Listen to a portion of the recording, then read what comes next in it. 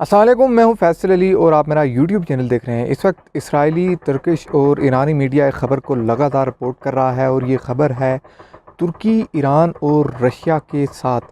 China का mutual collaboration. एक नया ब्लॉक, एक ऐसा ब्लॉक जिसमें ट्रेड से लेकर वेपन्स की एक्सपोर्ट तक तमाम चीज़ें शामिल हैं। और ये चार ममालिक का एक नया, एक ऐसा इत्तेहाद सामने आ रहा है जो मिलकर एक बड़ी अरसे से जो मोनोपली कायम हुई है यूएस की दुनिया भर में, इसको टफ़ टाइम देने जा रहा है। इसी हवाले से इंतहाई अहम मुलाकात गुज़श्ता रोज़ यानी जुमे के रोज़ तुर्की के दारुल हुकूमत में ईरानी वज़ीर ख़ारजा जवाद ज़रीफ़ और तुर्की के वज़ीर ख़ारजा की हुई, और वहाँ पर कुछ इंतहाई अहम मामलात जो हैं उन पर तबादला ख़्याल हुआ और ये चीज़ हतमी तौर पर इसको फाइनलाइज़ किया गया कि किस तरह से हमने मिलकर चलना है। और वहाँ से तुर्की के वज़ीर ख़ारजा जो हैं उनकी जानिब से ईरान के हवाले से एक स्टेटमेंट, बड़ी बोल्ड स्टेटमेंट दी गई और ये स्टेटमेंट यूएस को मेंशन करते हुए दी गई कि यूनाइटेड स्टेट्स जो है वो ईरान के साथ न्यूक्लियर डील को बहाल करे और इसमें जो भी मुश्किलात और मसाइल पैदा किए जा रहे हैं इनको ख़त्म किया जाए। इससे पहले हम आगे बढ़ें और आपको मज़ीद बताएं कि चाइना और रशिया का इसमें कितना बड़ा इंटरेस्ट है और कितने बड़े पैमाने पर एक नया ब्लॉक बनने जा रहा है। अगर आप हमारे चैनल पर नए हैं तो चैनल को सब्सक्राइब करें, वीडियो को लाइक करें और बेल आइकन ज़रूर दबाएँ। सबसे बड़ी डेवलपमेंट गुज़श्ता रोज़ अनकरा तुर्की से सामने आई, जहाँ ईरानी वज़ीर ख़ारजा जवाद ज़रीफ़ एक दौरे पर मौजूद थे और इस दौरे में उनकी जब मुलाकात अपने हम मनसब से हुई तुर्किश वज़ीर ख़ारजा से, तो वहाँ पर बड़ा बोल्ड स्टेटमेंट सामने आई, क्योंकि हालिया जो इक़दामात चल रहे हैं वो ईरान के साथ न्यूक्लियर डील की बहाली के हवाले से अमेरिका की जानिब से चल रहे हैं। मुख्तलिफ़ स्टेटमेंट्स भी आई, आपने वाइट हाउस के प्रेस सेक्रेटरी की स्टेटमेंट्स भी सुनी और हमने भी अपनी वीडियोज़ में आपको बताया कि जो बाइडेन इंतज़ामिया खुले अल्फाज में ये कह रही है कि हम ईरान के साथ न्यूक्लियर डील बहाल करेंगे। और इसी स्टेटमेंट पर उनको इसराइली मिलिट्री इंटेलिजेंस की जानिब से धमकी भी दी गई, धमकियाना स्टेटमेंट दी गई और इसराइली मिलिट्री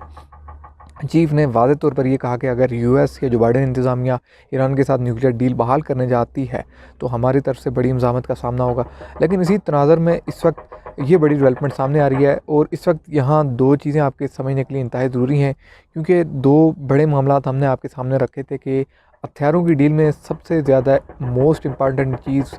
मोस्ट एडवांस जो फाइटर जेट्स हैं उनकी डील्स के हवाले से, और उसके साथ साथ एयर डिफेंस सिस्टम, ये दो ऐसी चीज़ें हैं जिन पर तुर्की को बड़ा टफ़ टाइम मिलता रहा है। क्योंकि तुर्की ने रूस से S-400 air defence missile system ख़रीदा जो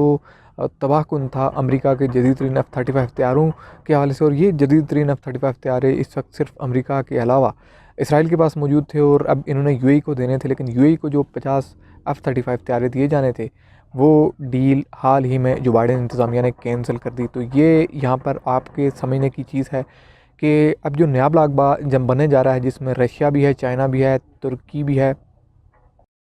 ये जो नया ब्लॉक बनने जा रहा है इस ब्लॉक के हवाले से आपको दो चीज़ें समझनी है, वो इंतहाई अहम है। वो सबसे पहले जो ये लोग ट्रेड रूट बनाने जा रहे हैं जो पहली बार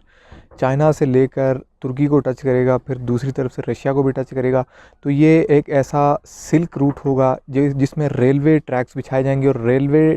के ज़रिए से ट्रेड होनी है इन चार ममालिक के दरमियान, जहां ईरान के साथ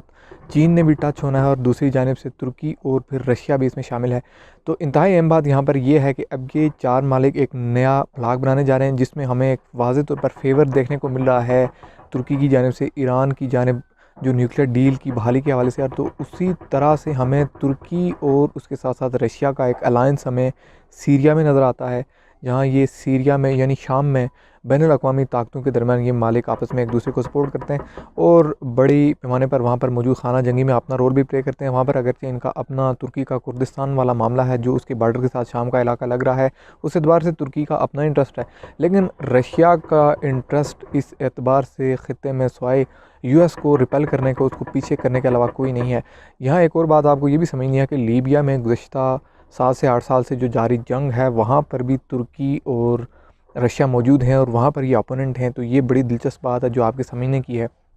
अब इन्होंने बड़ी वाज़ेह पॉलिसी क्यों अपनाई है, इसकी एक ही वजह है। पहली बात तो यह है कि इन्होंने दिफाई एतबार से बहुत सारे माहदे करने हैं जिसमें बिलखुसूस इनके पास जो रशिया के पास सबसे बड़ी ताकत है इस वक्त वो S-400 एयर डिफेंस सिस्टम है जो वो इंडिया को भी देने जा रहा है।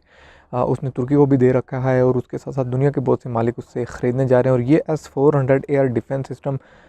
आप कह सकते हैं कि कातिल है F-35 हथियारों का, क्योंकि F-35 हथियार वो वाहिद जदीद तरीन फाइटर जेट्स हैं जो अमेरिका के जदीद तरीन हथियार हैं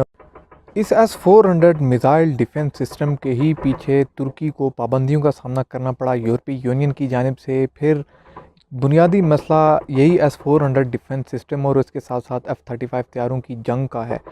मतलब ये कि एक जानिब अमेरिका जैसा मुल्क जदीद तरीन लड़ाका हथियारे उनकी प्रोडक्शन करता है, वो दुनिया भर में एक्सपोर्ट करने की कोशिश करता है। दूसरी जानिब रशिया के साथ डिफेंस सिस्टम बना लेता है जो उन्हीं तैयारों को मार गिराने के लिए है। तो यहाँ पर एक बिज़नेस पॉइंट ऑफ व्यू से कन्फ्लिक्ट नज़र आता है। दूसरा स्ट्रेटेजिक और डिफेंस जो दिफाई एतबार से एक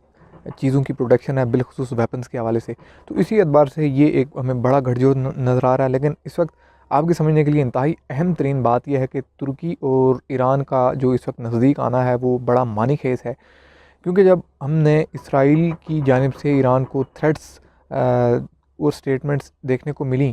तो उस सूरत में हमें ये देखने को मिला कि अब ईरान के पास दिफाई निज़ाम क्या है इसराइल की स्ट्राइक्स को रोकने के हवाले से, और इसराइल के पास जदीद तरीन निज़ाम क्या है। तो इसराइल के पास हम आपको बता चुके कि F-35 तैयारे हैं जो US के दिए हुए हैं, और वो जदीद तरीन तैयारे हैं, और यही तैयारे यूज़ होते हैं मोस्टली सीरिया पर, शाम पर बमबारी करने के हवाले से, लबनान पर और गज़ा की पट्टी पर। तो इस एतबार से अगर इस वक्त तुर्की और ईरान नज़दीक आ रहे हैं तो इन्हीं F-35 तैयारों को काउंटर करने के लिए तुर्की के पास जो S-400 मिज़ाइल डिफेंस सिस्टम है वो ईरान को दिया जा सकता है। बल्कि अगर ये जो नया इत्तेहाद बन रहा है ये 4 मालिक का, चाइना, रशिया, ईरान और तुर्की का, तो उसमें बराह रास्त ईरान को भी ये S-400 मिज़ाइल डिफेंस सिस्टम दिया जा सकता है, और ये तबाहकुन होगा यकीन तौर पर। और ख़ुद ईरान की जो इस वक्त जौहरी प्रोग्राम है, न्यूक्लियर प्रोग्राम है, उससे खाइफ खाए बैठा है सारा यूरोप, अमेरिका और मिडल ईस्ट की बहुत सारी रियासतें। ऐसे में अगर रूस की जानिब से उसको इन्हीं अमेरिका और इसराइल के पास जो सबसे खौफनाक तैयारे हैं F-35 तैयारे जो मोस्टली स्ट्राइक्स के लिए यूज़ होते हैं, इनको काउंटर करने के लिए S-400 मिज़ाइल डिफेंस सिस्टम दिया जाता है, तो आप इससे अंदाज़ा लगा सकते हैं कि इन F-35 तैयारों की दहशत जो है वो कहाँ जाएगी, और अगर कोई एक भी ईरान ने गिरा दिया तो इनकी मार्केट कहाँ जाएगी। तो ये बड़ी इंतहाई अहम और समझने की बात है कि इस वक्त जो 4 मालिक का इत्तेहाद जिसमें चीन, रशिया, तुर्की और ईरान, ये एक इत्तेहाद बनता हुआ नज़र आ रहा है, और इसकी बड़ी वजह इनके दरमियान एक रेलवे रूट बनने जा रहा है जिससे ट्रेड भी होनी है, और जब ट्रेड होगी 4 मालिक को टच करेगी तो वहाँ बहुत सारे मामलात नज़दीक तर हो जाएंगे। इस एतबार से बड़ी अहम बात है जो समझने की है, और वो है इस वक्त इन 4 ममालिक का एक इत्तेहाद जिस पर इस वक्त वावेला मचा हुआ। इसराइली मीडिया में अगर आप उठा कर देखें बड़े तबसरे वहाँ पर चल रहे हैं, ओपिनियन लोग लिख रहे हैं इस पर, और ये उसके कॉन्सिक्वेंसेस पर लिख रहे हैं कि ये बुनियादी तौर पर तुर्की किस तरह का डबल रोल प्ले कर रहा है। एक जानिब इसराइल के साथ उसके ताल्लुकात भी हैं सफारती एतबार से कुछ हद तक, दूसरी जानिब US के को भी उसने मुतमईन रखा हुआ है, और तीसरी जानिब अपने इंटरेस्ट को देखे उसने रशिया के साथ S-400 डिफेंस सिस्टम भी ले रखा है। तो ये बड़ी दिलचस्प बातें हैं समझने की, लेकिन इस बारे में बड़ी डेवलपमेंट तब सामने आएगी जब तुर्की की जानिब से मज़ीद फ्रंट फुट पर आते हुए ईरान के हवाले से कुछ स्टेटमेंट्स और रशिया को साथ लेकर चलने की कोई बातें सामने आती हैं। मुझे अभी तक के लिए इजाज़त दीजिए, आने वाली वीडियो तक चैनल को ज़रूर सब्सक्राइब करें, वीडियो को लाइक करें, और अपना फीडबैक कमेंट की सूरत में ज़रूर दें। अल्लाह हाफ़िज़।